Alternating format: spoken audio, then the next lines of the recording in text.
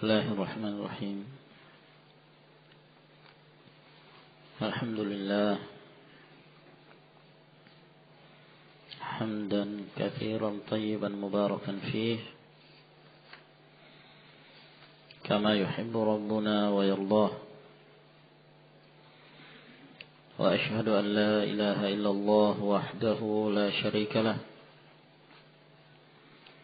وأشهد أن محمدا عبده ورسوله وصلى الله عليه وعلى آله وأصحابه وسلم تسليما كثيرا أما بعد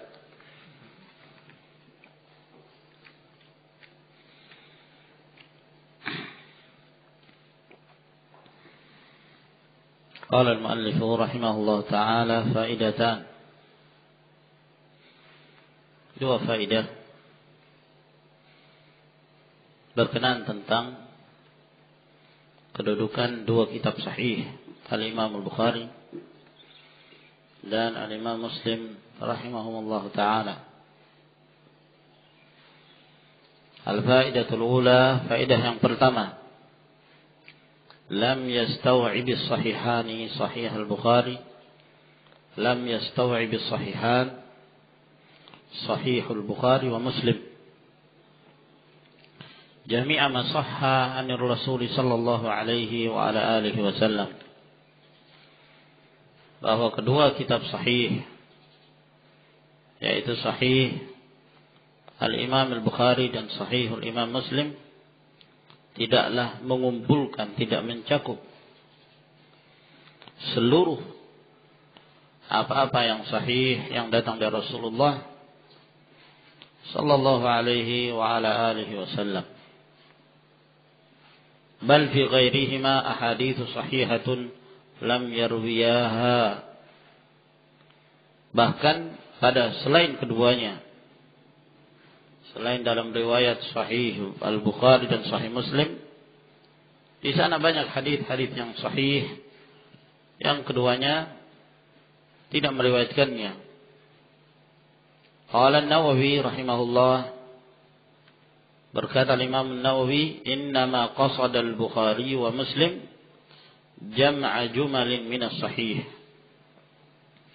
Sesungguhnya maksud dari Bukhari dan Muslim adalah mengumpulkan sejumlah dari hadis-hadis yang sahih, bukan seluruhnya, namun sejumlah. Kama yaqsidul musannifu fil fiqhi jam' jumlatin min masailihi. Sebagaimana seorang penulis kitab ketika dia menulis kitab fikih, maka yang dia maksudkan adalah mengumpulkan sejumlah atau sekumpulan dari permasalahan fikih. Karena masalah fikih terus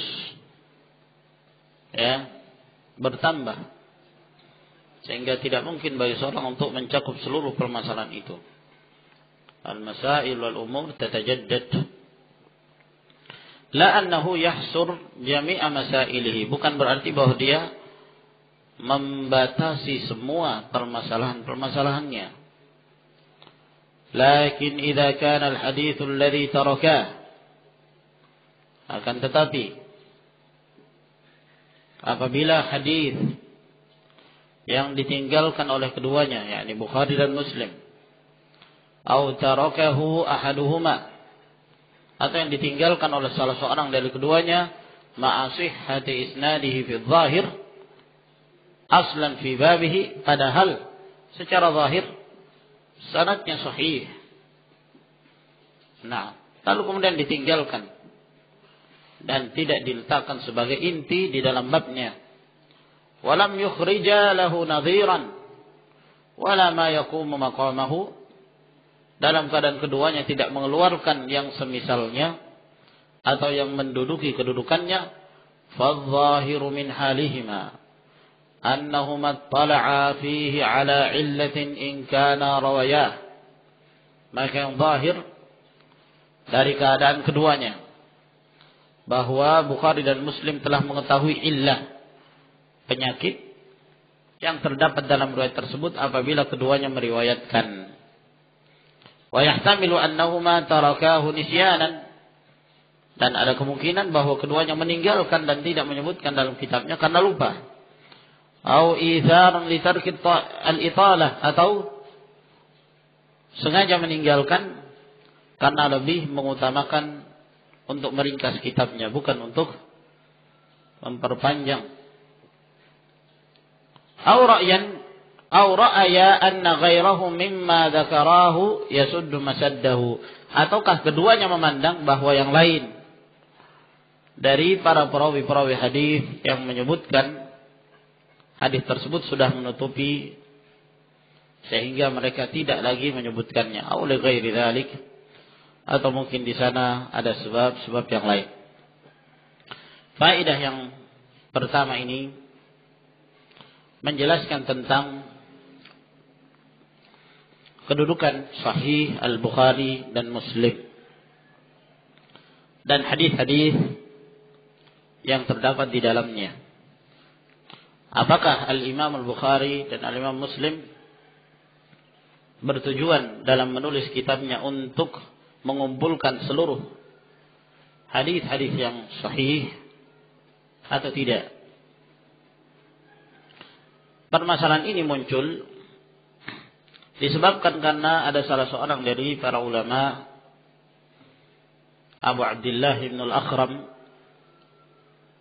yang mengatakan dalam salah satu tulisannya, dia menyebutkan qallama yafutul Bukhari wa Muslim min al-ahadits sahihah, sangat sedikit yang ditinggalkan oleh Bukhari dan Muslim dari hadis-hadis yang sahih. Nah, maka ucapan ini ya menimbulkan kontroversi di kalangan para ulama. Apakah yang demikian ini benar? Nah, apakah betul bahwa Bukhari dan Muslim telah mencakup semua hadis-hadis yang sahih? Ditambah lagi ya ikhwan bahwa di sana ada tu'un, celaan-celaan, kritikan dari ahlul ahwa al-mubtadi'ah terhadap ahlus sunnah wal jamaah, di mana mereka menuduh bahwa ahlus sunnah yang berpegang kepada hadis ternyata hadis sahihnya sangat sedikit sekali, hanya Bukhari Muslim saja. Bagaimana mungkin mereka akan membangun agamanya dengan hadis yang sedikit itu? Nah, sebagaimana yang disebutkan oleh Al-Imam Al-Hakim rahimahullah dalam Muqaddimah Al-Mustadrak, sehingga Al-Imam Al-Hakim rahimahullah ta'ala termasuk di antara para ulama yang menulis kitabnya Al-Mustadrak untuk menjelaskan pada umat bahwa di sana masih banyak hadis-hadis yang sahih yang ditinggalkan oleh Bukhari dan Muslim. Dan ikhwan fiddin azakumullah, pada hakikatnya Al-Imam Al-Bukhari dan Al-Imam Muslim rahimahumullah tidak satupun dari mereka yang berkeinginan dalam menyusun kitab ini untuk mencakup semua hadis-hadis yang sahih. Tidak Al-Imam Al-Bukhari dan tidak pula Al-Imam Muslim. Dan di antara hal-hal yang menunjukkan benarnya apa yang kita sebutkan, bahwa keduanya tidak menghendaki untuk mengumpulkan seluruh hadis-hadis yang sahih, dan di sana masih banyak lagi hadis-hadis yang sahih yang terdapat di luar Bukhari dan Muslim. Di antara yang menunjukkan hal tersebut, yang pertama, Al-Imam Al-Bukhari rahimahullah menyebutkan pada judul kitabnya dengan ikhtisar, menyifatkan kitabnya sebagai kitab ringkasan. Al-Jami'u Al-Musnadus Sahihu Al-Mukhtasar. Al-Jami' Al-Musnad As-Sahih Al-Mukhtasar, ringkas. Hal ini menunjukkan bahwa beliau sendiri tidaklah menginginkan untuk mengumpulkan seluruh hadis yang sahih. Nah, dalam kitabnya tersebut. Kemudian yang kedua, Imam Muslim rahimahullah taala. Ya. Al-Imam Muslim rahimahullah, tatkala beliau ditanya tentang ada satu hadis yang disahihkan oleh Imam Muslim, namun beliau tidak menyebutkannya dalam sahihnya. Sehingga ketika beliau ditanya, kenapa engkau tidak menyebutkan dalam sahihmu hadis ini? Maka beliau mengatakan, laisa kullu haditsin sahihin wada'tuhu hahuna, innama wada'tu ma ajma'u alaih. Tidak semua hadis yang sahih aku harus meletakkannya dalam kitab ini. Dan sesungguhnya yang aku letakkan dalam kitab ini adalah yang mereka sepakat akan kesahihannya. Itulah yang beliau letakkan. Nah, ya.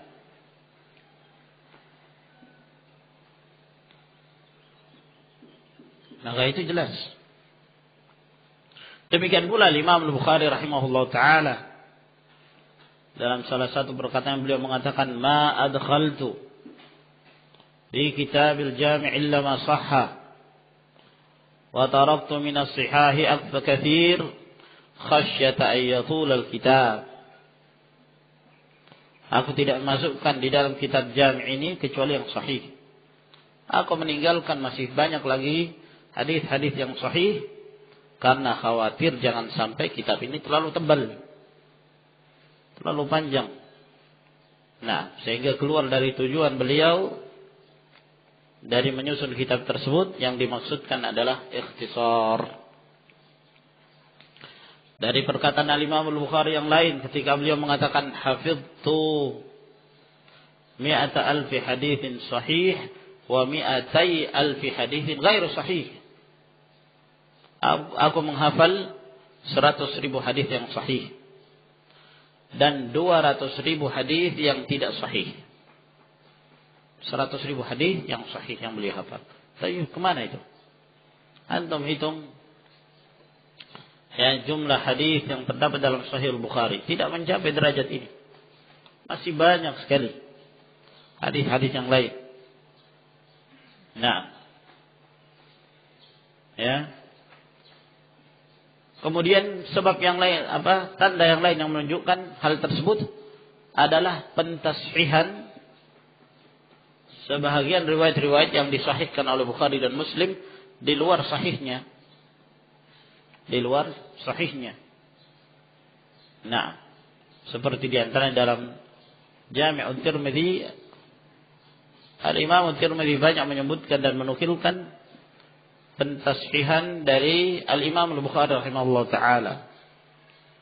Padahal sebagian dari hadis itu tidak terdapat dalam sahihnya. Nah, tidak terdapat dalam sahihnya. Sehingga dalil-dalil ini semuanya menunjukkan bahwa pada hakikatnya Bukhari dan Muslim tidaklah bertujuan untuk isti'ab, untuk mengumpulkan seluruh hadis-hadis yang sahih. Nah, dan itu diketahui oleh para ulama. Sehingga ketika ahlul bid'ah mereka menyebarkan syubhat tentang ahlus sunnah wal jamaah, bahwa ahlus sunnah hanya memiliki hadis yang sedikit, maka mereka pun mengarang beberapa kitab untuk menunjukkan kepada umat bahwa sesungguhnya masih banyak hadis-hadis yang sahih yang tidak disebutkan oleh Bukhari dan Muslim. Di antaranya Al-Imam Al-Hakim. Al-Imam Al-Hakim rahimahullah ta'ala, walaupun tentunya terjadi banyak kekeliruan dalam pentashihan Al-Imam Al-Hakim. Kadang-kadang beliau mengatakan hadis ini sahih padahal tidak sahih. Kadang-kadang beliau mengatakan hadis ini sahih berdasarkan syarat Bukhari dan Muslim, walam yukhrijah, dan keduanya tidak mengeluarkan padahal justru dikeluarkan oleh Bukhari atau Muslim. Nah, atau mereka mengatakan, atau Imam Al-Hakim mengatakan berdasarkan syarat Bukhari dan Muslim, ternyata tidak berdasarkan syarat salah satu dari keduanya. Sebab Al-Imam Al-Hakim rahimahullah ta'ala ketika mengarang Kitabul Mustadrak, belum sempat beliau mentangkih, mentahdzib, ya. Kalau istilah kita mengedit, ya, belum sempat diedit, kemudian diperiksa kembali, qadarullah beliau meninggal, ya. Sehingga belum sempat dibersihkan kitabnya dari berbagai kekeliruan yang ada. Nah, kemudian di sini beliau mengatakan, lakin idza kana al-haditsu alladhi tarakah, akan tetapi jika di sana ada hadis yang keduanya meninggalkannya, atau tarakahu ahaduhuma, atau ditinggalkan oleh salah seorang dari keduanya, ma'a sihhati isnadihi fi dzahir aslan fi babih, ya, padahal secara zahir sanadnya sahih, lalu kemudian keduanya meninggalkan untuk meletakkan sebagai usul di dalam babnya, walam yukhrija lahu nadhiran, dan tidak mengeluarkan yang semisalnya, wala ma yaqumu maqamah, dan tidak menduduki kedudukannya, fadh-dhahiru min halihima annahuma tala'a fihi ala illatin in kana rawayah, maka yang zahir dari keadaan keduanya bahwa keduanya mengetahui ada penyakitnya jika keduanya meriwayatkannya. Walhasil di sana ada sebab-sebab kenapa Al-Imam Al-Bukhari atau Al-Imam Muslim tidak menyebutkan hadis dalam keadaan mungkin keduanya mengetahui, namun tidak menyebutkannya dalam kitab sahihnya. Banyak sebab. Di antara sebab itu mungkin keduanya mengetahui ada illah dalam riwayat tersebut, sehingga beliau tidak menyebutkannya. Atau beliau tetap mensahihkan hadis itu, akan tetapi hadis tersebut tidak memenuhi persyaratan dari syarat Bukhari dan syarat Imam Muslim. Sebab Bukhari dan Muslim telah berupaya untuk meletakkan di dalam kitabnya hadis yang paling sahih, yang menurut mereka hadis itulah yang paling sahih di dalam babnya. Sehingga terkadang mereka tidak menyebutkan hadis tersebut, padahal mereka mensahihkan. Bukan karena mereka mendhaifkan, hanya saja karena tidak memenuhi persyaratan, ya, syaratnya yang beliau telah menetapkan dalam Sahih Al-Imam Al-Bukhari, sehingga beliau tidak menyebutkannya. Nah, kadang-kadang ada hadis yang beliau hanya menjadikan sebagai judul bab. Nah, ya, ini menunjukkan bahwa beliau mengetahui itu hadis. Ada riwayat, tapi beliau tidak menyebutkan di dalam sahihnya secara musnad, secara bersambung, karena ya tidak memenuhi persyaratan untuk dimasukkan ke dalam Sahih Al-Imam Bukhari rahimahullah ta'ala. Seperti contoh hadis yang disebutkan oleh Imam Al-Bukhari dalam sahihnya secara ta'liq. Nah, dan diriwayatkan dari Nabi sallallahu alaihi wasallam bahwa beliau bersabda, "Wa ju'ilatiz dhillatu was-sagharu 'ala man khalafa amri." Nah, dan telah dijadikan kehinaan, kerendahan terhadap orang yang menyelisihi perintahku. Hadis ini disebutkan oleh Al-Imam Al-Bukhari rahimahullah ta'ala mu'allaqan, secara ta'liq. Nah, menunjukkan bahwa beliau mengetahui hadis ini, namun beliau tidak menyebutkan hadis ini secara musnad dalam kitabnya. Ya, hal ini mungkin disebabkan karena tidak memenuhi persyaratan dalam perawinya. Dan hadis ini sahih. Ya, hadis ini sahih. Hadis yang masyhur ya ikhwan, diriwayatkan oleh Al-Imam Ahmad, hadis Abdullah bin Umar. Wa bu'ithtu baina yaday sa'ah. Nah, wa bu'ithtu baina as-sa'ah bis-sayf. Dan di dalam akhir hadis tersebut Nabi SAW mengatakan, wa man tashabbaha biqaumin fahuwa minhum. Nah,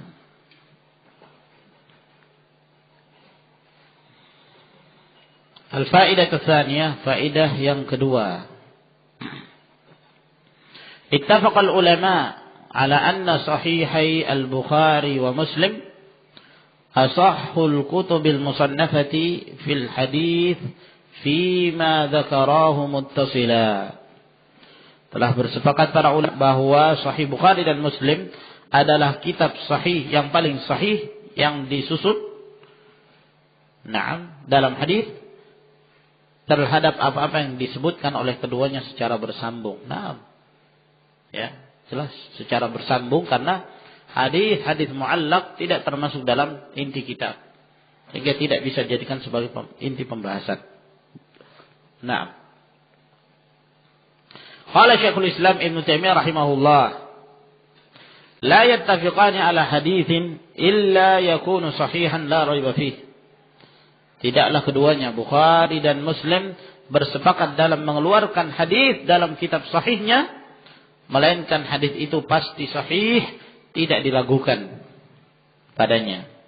Ini kalau keduanya sepakat dalam mengeluarkan hadis tersebut. Wa qala jumhur mutunihima ya'lamu ahlul hadits ilman qat'iyyan anna an-nabiy sallallahu alaihi wasallam qalaha. Dan beliau juga menyatakan bahwa mayoritas matan-matan yang terdapat dalam Bukhari dan Muslim, ahlul hadis mengetahui secara pasti bahwa Nabi sallallahu alaihi wasallam mengucapkan sabda-sabdanya itu. Mayoritas. Apalagi yang telah disepakati oleh Bukhari dan Muslim, la raiba fi. Makanya para ulama masyhur bagi mereka menggunakan istilah muttafaqun alaih. Muttafaqun alaih terhadap hadis yang dikeluarkan Bukhari dan Muslim. Muttafaqun alaih, ya, muttafaqun ala sihhatih. Disepakati kesahihan dari hadis tersebut. Ini mayoritas dari matan-matannya ahlul hadis mengetahui secara ilmu qat'i. Hada, lalu kemudian beliau menjelaskan, hada wa qad intaqada ba'dul huffadhi ala sahibai as-sahihain ahaditha nazalat an darajati maltazamah. Ini sebahagian para huffaz mengeritik terhadap pengarang kitab Bukhari dan Muslim, dua kitab sahih. Mereka mengeritik sebagian hadis-hadis yang hadis-hadis ini turun dari derajat yang keduanya komitmen untuk mengeluarkan yang sahih. Namanya manusia, bashar. Bagaimanapun keadaan mereka, ya, tidak terluput dari yang namanya kekeliruan, kesalahan.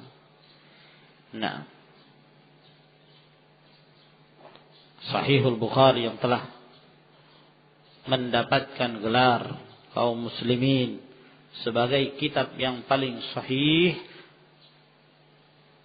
dari kitab-kitab yang ditulis. Kitab yang paling sahih di dunia setelah Al-Quran. Kemudian yang setelahnya adalah Sahihul Imam Muslim. Kitab yang paling sahih setelah Bukhari. Juga tidak terlepas dari kekeliruan. Sehingga mendapatkan kritikan. Yang sebenarnya kritikan ini sudah mulai muncul semenjak Al-Imam Muslim masih hidup. Ketika sempat menghadapkan kitab sahih ini, dihadapkan kepada beberapa a'immatul jarh wa ta'dil seperti Abu Zur'ah.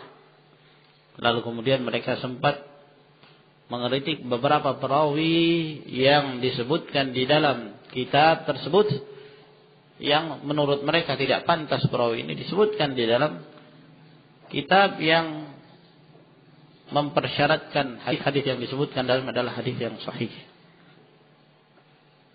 Muncul kritikan dari para a'immah, Ad-Darqutni, Abu Mas'ud Ad-Dimashqi. Nah, kedua ini termasuk di antara yang paling masyhur dalam mengkritik beberapa hadis, beberapa riwayat yang terdapat dalam Bukhari dan Muslim. Kebanyakan kritikan itu ya ikhwan, kritikan dalam hal jalur sanad.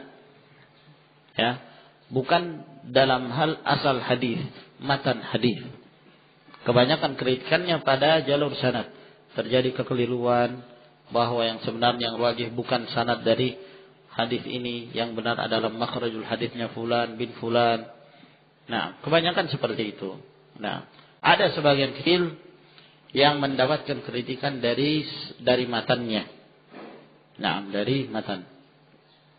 Dan Al-Hafidz Ibnu Hajar rahimahullah taala ya telah menjawab secara rinci khususnya hadis-hadis yang mendapatkan kritikan terhadap Al-Imam Al-Bukhari rahimahullah taala secara terperinci satu persatu.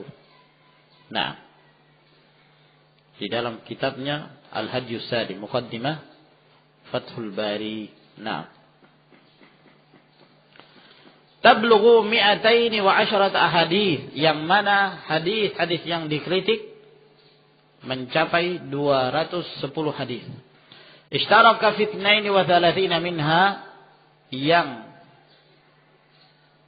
Bukhari dan Muslim bersamaan yang dikritik dalam kedua riwayat tersebut ada 32 hadis. Wan farada al-Bukhari bi 78. Sedangkan Imam Bukhari bersendiri ya dalam kritikan para ulama terhadapnya ada sekitar 78 hadis. Wan farada Muslimun bi 100. Sedangkan Imam Muslim bersendiri dalam kritikan hadis tersebut 100 hadis. Ya. Sebagaimana kita jelaskan ya ikhwan, kebanyakan yang dikritik dari jalur sanad, di mana asal dari hadis tersebut sahih. Nah, ya. Kemudian itu pun ketika mereka mengkritik belum tentu yang menang dari pihak pengkritik, belum tentu. Ya tentunya harus dibahas dulu, ya kan? Nah, Al-Hafidz Ibnu Hajar rahimahullah menyebutkan sekian banyak dari kritikan-kritikan para ulama terhadap Sahihul Imam Bukhari. Ternyata setelah dicek ya dan diteliti secara ilmiah, ternyata yang benar adalah Al-Imam Al-Bukhari rahimahullah taala, dan yang keliru adalah dari pihak pengkritik. Nah, ini juga harus diperhatikan. Nah, ada kritikan pada sebagian matan dan itu sangat sedikit sekali. Qala Syekhul Islam Ibnu Taimiyah rahimahullah, berkata Syekhul Islam Taimiyah rahimahullah, jumhur ma unkira 'ala al-Bukhari mimma sahahahu yakunu qawluhu fihi rajihan 'ala man naza'ahu. Ya. Kebanyakan yang diingkari terhadap Bukhari dalam hadis-hadisnya itu dari apa-apa yang disahihkan oleh beliau, ya, ternyata setelah dicek yang rajih ya adalah ucapannya Al-Imam Al-Bukhari, pendapat Imam Bukhari lebih rajih daripada perkataan orang yang mengkritiknya. Nah, ya, jadi ini harus diperhatikan. Tidak setiap yang mengkritik harus diterima kritikannya, harus dilihat. Nah, apakah kritikan ini betul, sesuai enggak? Yang mengkritik banyak. Nah, ya. Nah, ini juga menunjukkan ya ikhwan bahwa Ahlus Sunnah adalah ya mereka orang-orang yang siap untuk menerima kritik. Tidak seperti yang difahami oleh sebagian mereka bahwa Ahlus Sunnah itu jumud, kaku, tidak bebas, menutup pintu ijtihad. Subhanallah, hada buhtanun azim. Ahlus Sunnah membuka pintu ijtihad. Silahkan mengkritik, silahkan, tapi secara ilmiah, ya, jangan serampangan begitu. Nah, buktinya Syekh Al-Albani rahimahullah taala mengkritik beberapa hadis yang terdapat dalam Sahih Muslim. Nah, yang belum ada pendahulunya, yang belum ada dari para imam yang mendahului Al-Imam Al-Albani rahimahullah ta'ala dalam meritik beberapa hadis. Dan itu ijtihad dari beliau. Beliau alim minal ulama yang mencapai derajat ijtihad. Nah, yang tentunya kritikan itu pun harus dicek kembali apakah benar kritikan itu atau tidak. Di dalam silsilah hadits dhaifah disebutkan ya belasan atau bahkan mungkin lebih. Nah, ada sebagian ikhwan yang pada waktu itu kita belajar sempat mendapatkan kurang lebih 17 hadis yang terdapat dalam Sahihul Imam Muslim didhaifkan oleh Al-Albani rahimahullah yang belum ada dari kalangan para ulama yang mendahului beliau. Nah, ya, seperti misalnya tentang kedudukan riwayat. Naam, man ya ikhwan? Abu Zubair dari Jabir, Muhammad bin Muslim bin Tadrus dalam meriwayatkan hadis dari Jabir bin Abdullah radhiyallahu anhu. Sebagian mensifatkan bahwa Abu Zubair seorang mudallis, sehingga apabila dia meriwayatkan dengan an'anah dan tidak mentasrih bit tahdits, apakah dalam Sahih Muslim atau di luar Sahih Muslim, tidak diterima riwayatnya kecuali apabila dia sarrah bit tahdits. Maka Asy-Syaikh Al-Albani rahimahullah berada di atas kaidah ini. Maka setiap riwayat Abu Zubair an Jabir yang tidak disebutkan tasrih bit tahdits dilemahkan oleh beliau kalau tidak ada yang menguatkan dari jalan yang lain. Sementara para ulama dahulu tidak ada yang mengkritik khusus dalam riwayat Abu Zubair an Jabir, tidak seorang pun dari mereka menyentuh riwayat itu, apalagi untuk melemahkannya. Nah, silakan membuka pintu kritik, tapi kritik yang ilmiah, jangan serampangan. Ya, apalagi sekarang ini akhwan, mereka yang mengkritik tujuannya adalah untuk mengaburkan sunnah Rasulullah sallallahu alaihi wasallam. Merasa sok ilmiah, tapi tidak punya ilmu. Sayang sekali. Nah, hanya berdasarkan pengalaman atau lulusan pasca sarjana IAIN kemudian berani mengkritik Sahihul Bukhari. Nah, ya, dengan kritikan yang tidak ilmiah sama sekali, menukil dari ucapan-ucapan mereka hendak merusak Islam dari para orientalis seperti Abu Rayyah, ya, demikian pula diikuti oleh kaum Syiah Rafidah untuk menjelek-jelekan hadis-hadis Nabi sallallahu alaihi wasallam. Adapun ini bukan kritikan, ini namanya syubhat talbis ala al-ummah. Bikhilaf Muslim fa innahu nuzi'a fi ahaditsa kharrajaha. Berbeda dengan Imam Muslim. Al-Imam Muslim rahimahullah dikritik dalam beberapa hadis yang beliau keluarkan, wa kana shawabu ma'a man naza'ahu fiha, dan kebenaran kebanyakannya bersama dengan yang mengkritik. Naam, wa mutsila lidzalika bihadits, dan dimisalkan dalam hal ini di antaranya hadis Nabi sallallahu alaihi wasallam, khalaqallahu turbata yaumas sabti. Allah menciptakan turbah, tanah, pada hari Sabtu. Wa hadis salatul kusuf bi 3 ruku'at wa 4. Salat kusuf dengan 3 ruku' dan 4 ruku'. Yang masyhur hanya 2 ruku' yang sabit. Nah, dalam Sahih Muslim disebutkan 2, dalam sebagian riwayat ada 3, dalam sebagian riwayat ada 4 kali ruku'. Sementara yang diketahui pada zaman Nabi sallallahu alaihi wasallam, gerhana hanya terjadi 1 kali. Nah, lalu dari mana riwayat tambahan 3 dan 4 ini? Ini banyak sekali dicontohkan oleh Syekhul Islam Taimiyah, ya, dalam beberapa tulisan beliau dan fatwa-fatwa beliau. Ya, di antaranya dalam Majmu'ul Fatawa yang kita bacakan dari Majmu'ul Fatawa, ikhwan. Ya, disebutkan di sini juga ada dalam kitab-kitab yang lain yang semakna dengan yang disebutkan dalam Majmu'ul Fatawa. Nah, seperti dalam kitabnya Al-Jawab Sahih liman baddala dinal masih, beliau juga menyebutkan dua contoh ini, ya. Menyebutkan dua contoh ini bahwa ini termasuk hadis yang diingkari oleh para ulama yang disebutkan oleh Imam Muslim dalam sahihnya. Dalam Majmu'ul Fatawa halaman 256 itu disebutkan di footnote.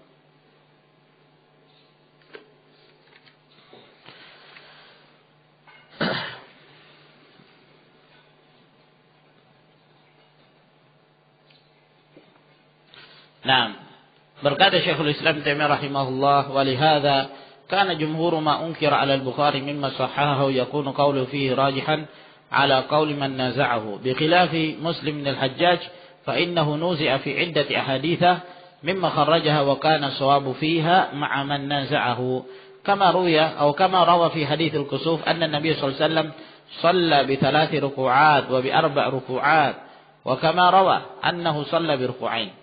Was-sawabu, kata Syekhul Islam, was-sawabu annahu lam yusalli illa bi ruku'ain. Nah, yang benar bahwa beliau tidak salat kecuali dengan 2 ruku'. Wa annahu lam yusalli al-kusufa illa marratan wahidah yauma mata Ibrahim. Dan beliau tidak salat kusuf kecuali 1 kali pada hari meninggalnya Ibrahim anak beliau radhiyallahu anhu. Wa qad bayyana dzalika Syafi'i, sebagaimana telah dijelaskan oleh Imam Syafi'i, wa huwa qaulul Bukhari wa Ahmad bin Hanbal fi ihdar riwayatain anhu. Ini adalah ucapan Imam Bukhari, Imam Ahmad bin Hanbal pada salah satu riwayat dari beliau. Wal ahaditsul lati fiha 3 wal 4 fiha annahu sallaha yawma mari Ibrahim wa ma'lumun annahu lam yamut fi yawmi kusuf wala kana lahu Ibrahiman. Nah, sedangkan hadis-hadis yang disebutkan padanya ada 3 atau 4 ruku'. Nah, yang disebutkan di situ bahwa Rasulullah SAW mensolati pada hari meninggalnya Ibrahim. Sedangkan suatu hal yang dimaklumi bahwa ya tidak ada orang yang meninggal pada 2 hari yang kedua-duanya gerhana. Dan Nabi SAW tidak punya 2 Ibrahim, ya kan? Beliau hanya memiliki 1 Ibrahim. Wa man nuqila annahu mata 10 syahr faqad kadzab. Naam. Maka apa yang dinukilkan bahwa beliau meninggal ya pada 10 bulan, maka sungguh dia telah dusta. Wa kadzalika rawi Muslim, demikian pula diriwayatkan oleh Imam Muslim, khalaqallahu at-turbata yaum as-sabt. Allah menciptakan turbah pada hari Sabtu. Wa naza'ahu fihi man huwa a'lamu minhu, dan dikritik oleh mereka-mereka yang lebih alim dari Imam Muslim, kayak Yahya bin Ma'in wal Bukhari wa ghairihima. Seperti Yahya bin Ma'in, Al-Bukhari dan yang lainnya mengkritik riwayat tersebut. Fabayyanu anna hadha ghalatun laysa hadha min kalamin Nabi sallallahu alaihi wasallam. Maka mereka menjelaskan bahwa ini kesalahan. Ini bukan dari ucapan Nabi sallallahu alaihi wa ala alihi wasallam. Naam. Wal hujjatu ma haula, dan hujjah bersama mereka, yakni yang mengkritik Imam Muslim. Fa innahu qad thabata bil kitab was sunnah wal ijma' أن الله تعالى خلق السماوات والأرض في 6 أيام وأن آخر ما خلق هو آدم وكان خلقه يوم الجمعة. Nah, dan hujjah bersama mereka ini sebab telah sabit dalam Al-Quran, dalam sunnah dan ijma' bahwa Allah menciptakan langit dan bumi dalam tempo berapa? Dalam tempo 6 hari, ya kan? Dalam tempo 6 hari. Penciptaan terakhir hari Jumat, ya. Hari Sabtu tidak ada lagi penciptaan. Nah, dan yang terakhir yang diciptakan adalah Adam alaihissalam, dan penciptaannya pada hari Jumat. Penciptaannya pada hari Jumat. Oleh karena itu mereka, Imam Al-Bukhari dan yang lainnya, menyebutkan bahwa ini bukan perkataan Nabi sallallahu alaihi wasallam akan tetapi dari ucapan Ka'ab al-Ahbar yang diambil dari Bani Israel.